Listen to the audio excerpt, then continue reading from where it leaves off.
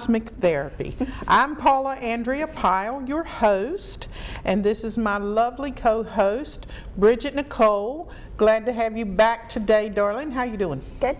I'm good too. It's a wonderful, wonderful day. I thought we had a great show last week. We were just having so much fun, and then they wrapped it up on top of us, and we didn't even know it. So maybe we can pick it back up this week. How's everybody been this week? You've had a great week. I know that you applied all of the things that we brought up last week about studying yourself, looking at yourself, getting to know yourself. That's what it's about, Bridget. Getting to know yourself. You are the most fascinating creature you will ever study. The most fascinating adventure you'll ever have. Hello, Jacob. Glad to see you today. Brandy, how's things going? Mitzi, wonderful, wonderful day today. And Sandy, of course. Cannot do without Sandy. Glad to have you all among this wonderful hour today. I hope some of you went on the internet and Googled Paula Andrea Pyle or Mode of Cosmic Therapy and did some reading, and maybe you enjoyed it, maybe you didn't. It's up to you, honey. It's your call. Everything's part of it. Okay, let's look at the picture today. What have we got? It's another one of my paintings, and you know the name of that one? No. Thoughts. Thoughts. Now, we have no idea how that's going to play into this hour, do we? Let's find Bridget's out. going to pull out a paper, and we're going to get started with this hour. Cosmic Therapy, Mode of Cosmic Therapy is showing how everything in your life is interconnected. There's not one single solitary thing that is not part of your existence. Everything has something to do with it. Give me the paper, baby. What is it? Why are you taking things so personally? Woo! Do you really think that you are that important in the scheme of things?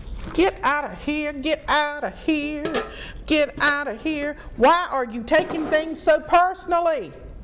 What is going on in your life that you need to think you are that important that you are taking them personally? You think somebody has hurt your feelings.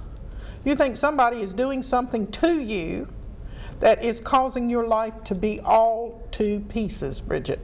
Nothing's going to remain the same. Do you really think that you are that important to the scheme of things, in the scheme of things? You know, sun's going to shine, ain't it, Jacob? Whether we live or whether we die, it's going to keep on going, ain't it? So, we got to get with the program, because the program will not get with us. We got to get with the program. Let's look at some casino craps here. See what I got while you're pulling a card, baby. Rule number 7, Mitzi. Rule number 7, according to craps. Life is a craps game. Rule number 7. This is page 68 in this craps book, John Golahan or somebody. This is the fun part. How about that? Rule number 7. This is the fun part.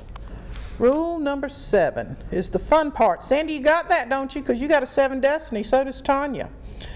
Both the conservative and the aggressive strategy start with $25. As long as you can win, proceed to the next bet. I love it. So we are going to see how $25, that's a 7 too. Okay, sweetie, what you got? Go ahead and read. Bridget has pulled a card. These are Cosmic Therapy cards that I developed. And the name of it is The Abyss. And you got Pluto there. Pluto, for all of those of you who are astrology buffs, Pluto is the how of things happening in your life. That's the how. It tells you how. Everybody has Pluto in their chart somewhere or another. Everybody has Scorpio. I have it rising. And you have the planet Pluto in your cosmic astrological chart. You'll have to have it done somewhere and find out where it's ruling, but that's the how of your life. Talk about it, baby. You're walking on eggshells. Woo! Hold on. Hold up. That's what they say on the East Coast, ain't it? Hold up. Wait a minute. You are walking on eggshells. Now, the only reason that you could possibly be walking on eggshells is that you're in a chicken farm, or you are in a position that you don't feel natural and comfortable, or you are money crazy worrying yourself to death. Okay? Okay. Everything is out of balance. Why? You're 'Cause not you're in the seeing chicken coop? things clearly. You're not seeing things clearly, and everything's out of balance because you're walking on eggshells. You are far too emotionally distraught to recognize the picture of adversity in your face. Wait a minute. That was on my essay. It was in your essay. Read that again before we get going. She's showing you how all of this is random. Life is random. Quantum physics. Life is randomly, perfectly chaotic, making it all work together. Mysteriously, sensually, passionately, wonderful. Okay, what did it say, babe? Why are you taking things so personally? Do you really think that you are that important in the scheme of things? And what did the last sentence you just read went along with that? That's why I was... You are far too emotionally distraught to recognize the picture of adversity in your face. Okay, you're far too emotional. Far too emotional. Far too emotional. Brandy, you're far too emotional. Okay. Disappointment is a dreadful monster, Is it? especially when you expected so much. Disappointment is a dreadful monster. Disappointment is a dreadful monster, especially when you expected so much, Bridget. You believe that you have been truly hurt and disappointed. Go ahead. Go ahead. You're Go ahead. Go ahead. Okay. Go ahead. Your trust barometer is at an all-time low. Your trust barometer? Your trust barometer is at an all-time low. You know, like, here you go, Bridget. Here's your barometer. Okay, that would be high. Huh? Woo. Okay? Okay, Jacob? Your trust barometer. Let's see what that is. Go ahead and read, Oh my sweetie. goodness. Okay. Because of your state of mind, you have surrounded yourself with lies and disharm. Because of your state of mind, you have surrounded yourself. Wait a minute, let me get this 77. So that looks like it's a 98, which is a 17, which is the star, which once again, you're making yourself important. Too important. You got to get rid of self-importance. You have lost something valuable and it will take time to recover. Let's see what we've lost. We've lost something valuable, and it'll take time to recover it.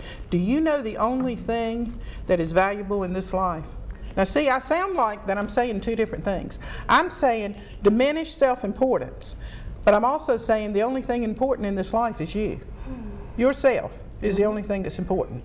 Now how can I be saying diminish self-importance and you are the only thing that's important? Give it back to me, honey. 16, give it to me. Diminish self-importance? That means get rid of it. But you're the only thing that's important. Okay? I guess it means like just care about yourself. Okay. And? That sounds selfish, but is it? No, Okay, why? because I mean care about yourself as in like don't care about what other people are saying, kind of care about yourself. Only worry about what you're doing, not what other people are doing. I hear you. And you're going to love people. Why? Because you want to? Sure. Not because they love you? Yeah. Not because they make you feel good? Not because they make you feel important? Not because they take care of you? Not because they think you're the walking, living goddess in the world? Huh? That would be nice too. You love people because you want to and not because of how they make you feel. Okay. Don't You love believe- God because you just want to, not because you're going to be saved from going to a burning hell fire. Wouldn't that be very vain and invested in your own welfare? Don't you want to just be a blind love slave to God, whatever your conception of God is? I said before, make love to God all day, every day, pray without ceasing. Okay. Are you done? Yes? Okay. Don't believe any news you've heard at the time. Don't believe any news you've heard at the time. You are in a very unstable position until you gain your composure. It would be better for you not to monitor your conversations and interaction. Okay. You are in a very unstable position. And it would be better for you to what? What did it say? Very last paragraph. Be better for you to monitor your conversations and interactions. So, going back again, observe yourself. Observe yourself. Pull those two plays a minute, honey. Let's do a little bit of that. Because I know they're on the same pages. A couple of weeks ago, we had two different versions of them. This is Dr. Ben, the Name Doctor, a play that was performed, and we had a lot of fun with it. But let's go to page 45. I turn to that. Let's see what's going on here. Okay? You're going to be Mandy. You want to? Who else is there? Zantarbushka. Yeah, I'll be Mandy. Don't tell her. Why must you share feelings and thoughts with people who can't hear what you're saying? I think you just said when we started, did you say it? That what people get invested in yourself, start caring about yourself, and not what somebody else said? I just turned at random to page 45, and Zantar said that. Why must you share feelings and thoughts with people who can't hear what you're saying?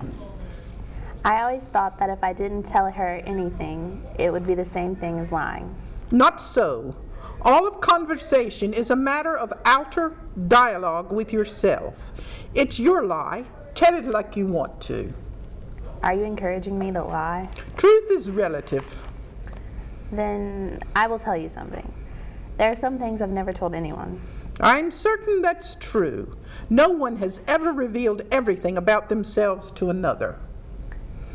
Then I don't hate to feel guilty about it. You don't have to feel guilty about it. Emphatically. In the beginning, I must admit, it was a little difficult for me to swallow too, until I realized how everything is linked to everything else. So if I was lying, other beds were too. It was then I came upon the enlightened wisdom that every word in a conversation is a matter of conjecture. That's how I made my deal with affiliation. Affiliation? When I discovered that there's no big deal, everybody's bed negotiating their own little deals. The combination of these deals makes the world go round. Like the deal of pretending to be shy, Mandy. It's rather interesting and entertaining, I must say. But Zontar, I'm shy. I can't even go to the mall with anyone else other than my mother. Utterly unacceptable behavior. You are much too concerned with impressing people. That's why I'm here. I don't have just friends except for Jennifer. The only reason she's my friend is because she's really my second cousin. Too much explaining. Next deal. But why won't you believe I have a real problem? Because you are affiliated with me. I'm still not sure I believe everything you're saying, even if I understand it. Did we make affiliations, Zontar? A connection. You mean what we share is something really special? We simply engaged in an ordinary conversation. No more, no less. But it seems like so much more. It seems like something really meaningful happened. That's because nothing special stood in the way. Did something in me change like it did? I feel like it did. People don't change, seasons do. It was just your season. Okay, we'll stop. That was Zontar, and he is a talking bed. All of the furniture talk in Dr. Ben, the Name Doctor. Okay, next, what you want to do next? Pull a card, what you want to do, sweetie? We got lots of books that I didn't get to last week. Are you going to pull another card? Oh, this is the book I wanted to get to last week. I haven't read it yet. I picked it up, and so The Magnificent Mind. We were talking about last week how the mind is outside of the brain. Oh, what you got? Confirmation. Confirmation. You just read that. And Dr. Ben, you just read that. I can't get over that. Confirmation. Confirmation. We'll come back to that. Maybe, maybe not. Let's read The Magnificent Mind. Perhaps there is nothing that makes one feel out of control than the knowledge that he or she has a terminal illness with little chance of survival. That's true. Now, I have never been placed in that situation, honey, but I imagine that if you're in that place, to think that you had a terminal illness and that you were told you were going to die, you would feel more out of control than any other time in your life. Wouldn't you agree? Okay, go ahead, see how it's going to... This book smells like feet. It probably does. It's an old book come out of an old bookstore. This was the situation facing Norman Cousins in 1964. Norman Cousins, okay? When he was diagnosed, asked having, Let me see what he had. He had, yep, that's what he had. Look it up. About 2 words, about 50 letters in it. a disease of the connective tissue. Okay. In plain language, the tissue that holds the bones together was deteriorating. Okay. All right. I hear that. All right. So what happened to him? Go ahead. In a sense, Cousins wrote later, I